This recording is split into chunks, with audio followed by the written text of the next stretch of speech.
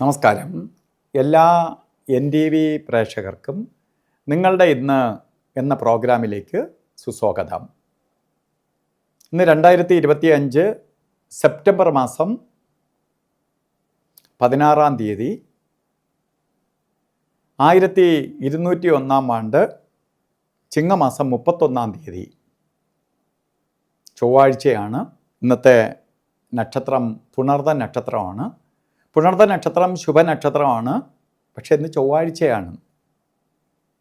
ചൊവ്വ പൊതുവെ ശുഭഗ്രഹമല്ല. ഇപ്പോൾ ഓരോ ദിവസത്തിന് വളരെ പ്രാധാന്യമുണ്ട്. ദിവസം എന്ന് പറഞ്ഞാൽ ആ ഗ്രഹത്തിൻ്റെ സ്വാധീനമുള്ള ദിവസമാണ്. ഓരോ ഗ്രഹങ്ങൾക്ക് വേണ്ടി വിധിച്ച് 7 ഗ്രഹങ്ങൾക്ക് മാത്രമേ സ്വന്തമായി വീടുള്ളൂ.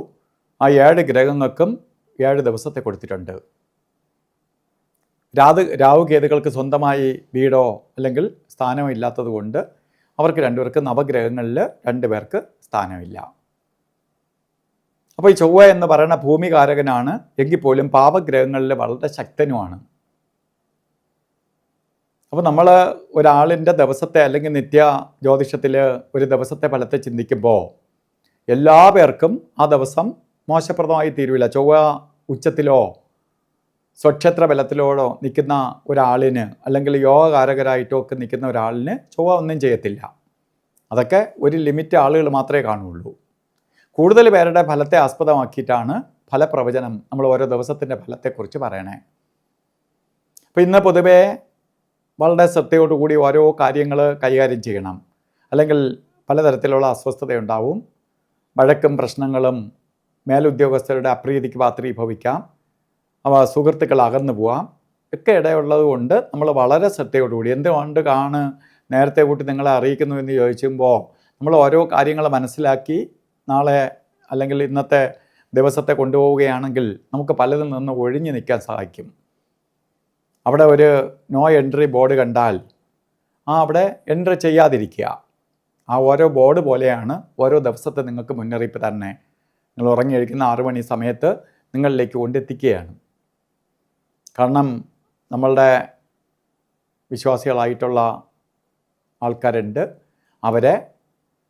അവർ അപകടങ്ങളിൽ പോയി ചാടാതിരിക്കാൻ വേണ്ടിയിട്ട് കുറേ നമുക്ക് മാറ്റിക്കൊണ്ടുപോകാൻ സംശയമൊന്നും വേണ്ട. അതുപോലെ ചിങ്ങമാസത്തിലെ ബർത്ത്ഡേ വന്നിട്ടുള്ള പുണർദ നക്ഷത്രക്കാർക്ക് ഒരു വർഷത്തെ ഫലത്തെ നമ്മൾ ചിന്തിക്കുമ്പോൾ ചൊവ്വാഴ്ച ദിവസമാണ് ബർത്ത്ഡേ വന്നിരിക്കുന്നത്. ചൊവ്വാഴ്ച എന്ന് പറയുമ്പോൾ കേസ് വഴക്ക്, അതുപോലെ ഭൂമി സംബന്ധമായ പ്രശ്നങ്ങൾ, ബൗണ്ടറി പ്രശ്നം,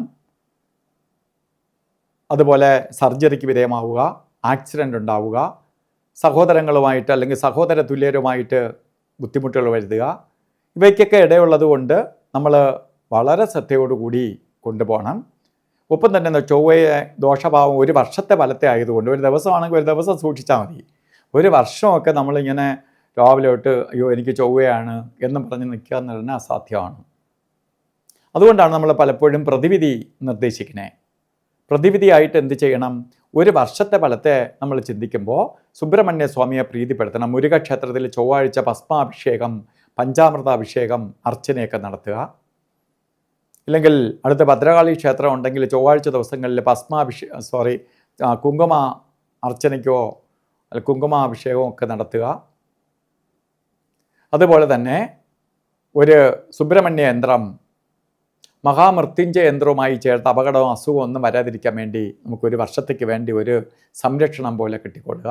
ഇതൊക്കെ ബർത്ത്ഡേ വന്നിട്ടുള്ളവരെ മാത്രമാണ്. ഇത് വളരെ കുറച്ച് പേരുടെ കാര്യം. അതുപോലെ തന്നെ ഇന്ന് ഓരോ കാര്യത്തിന് ഇറങ്ങുമ്പോഴും രാവുകാലം, ഒന്നാമത് നമ്മൾ പോകുന്ന ആക്സിഡൻ്റൊക്കെ വരാനിടയുള്ള ദിവസമായതുകൊണ്ട് നമ്മൾ രാവുകാല സമയം നോക്കി വേണം യാത്ര തിരിക്കാൻ. യാത്രയ്ക്ക് മാത്രമേ ഉള്ളൂ. ഉച്ചയ്ക്ക് ശേഷമാണ് പറഞ്ഞത്. 3 മണി മുതൽ 4:30 മണി വരെ എന്ന് കലണ്ടറിൽ രേഖപ്പെടുത്തിയിട്ടുണ്ടെങ്കിലും 3 മണിക്ക് രാവുകാലം വരില്ല. 3 മണി 20 മിനിറ്റ് തൊട്ട് 4 മണി 51 മിനിറ്റ് വരെയാണ് രാവുകാല സമയം. ഈ സമയത്ത് ശുഭയാത്രകൾ ചെയ്യാതിരിക്കുക. അതുപോലെ നമുക്ക് ഒരു കാര്യത്തിനും എടുക്കാൻ പറ്റാത്ത 2 സമയങ്ങളാണ് ഗുളികകാല സമയവും യമകണ്ഠകാല സമയവും. അത് അവർക്ക് അനുവദിച്ച് കൊടുത്തിരിക്കുകയാണ് പ്രപഞ്ചം. ആ സമയത്ത് നമ്മൾ അവരുടെ മാർഗ മധ്യേ പോകാതിരിക്കുന്നതാണ് ഉത്തമം. അതായത് ആ സമയം ഉപയോഗിക്കാതിരിക്കുക. അത് ഗുളികകാല സമയം പറഞ്ഞത് 12:19 തൊട്ട് 1:59 വരെയും, യമകണ്ഠ കാല സമയം വരുന്നത് 9:18 മുതൽ 10:49 വരെയും. ഈ സമയം ഒരു ശുഭകാര്യങ്ങൾക്കും എടുക്കാതിരിക്കുക. അതുപോലെ ഇന്ന് നമുക്ക് ചില സുപ്രധാനമായ കാര്യങ്ങൾ ചെയ്തേ പറ്റുള്ളൂ എന്ന അവസ്ഥ വരും. ഓരോ ദിവസവും കുറച്ച് പേർക്കെങ്കിലും ഒഴിയാൻ പറ്റാത്ത അവസ്ഥകൾ വരും. പക്ഷെ പ്രത്യേകിച്ച് വിദേശത്തൊക്കെയാണ്, ഒരാളുമായിട്ട് സംസാരിച്ച് ഒരു എഗ്രിമെൻറ്റിൽ നിന്ന് ഒപ്പിടണം, അല്ലെങ്കിൽ ആ കോൺട്രാക്റ്റ് നഷ്ടപ്പെട്ടു പോകും. അങ്ങനെ വരുന്ന സാഹചര്യങ്ങളിൽ നമുക്ക് അഭിജിത്ത് മുഹൂർത്തം ആശ്രയിക്കുക മാത്രമേ വഴിയുള്ളൂ. എല്ലാ ദിവസവും 2 നാഴിക നേരം 48 മിനിറ്റ് നേരം അഭിജിത്ത് മുഹൂർത്തമുണ്ട്.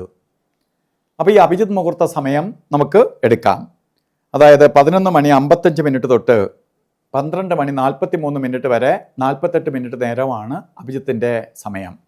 ഈ സമയം ഒരു പ്രത്യേക കവചം അവിടെ സിദ്ധിക്കുകയും അവിടെ നമുക്ക് പോസിറ്റീവ് എനർജി നടമാടുകയും ചെയ്യും.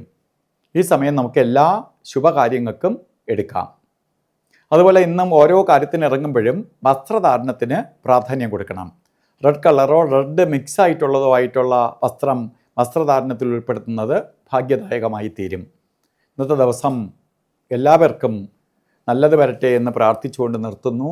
നന്ദി, നമസ്കാരം.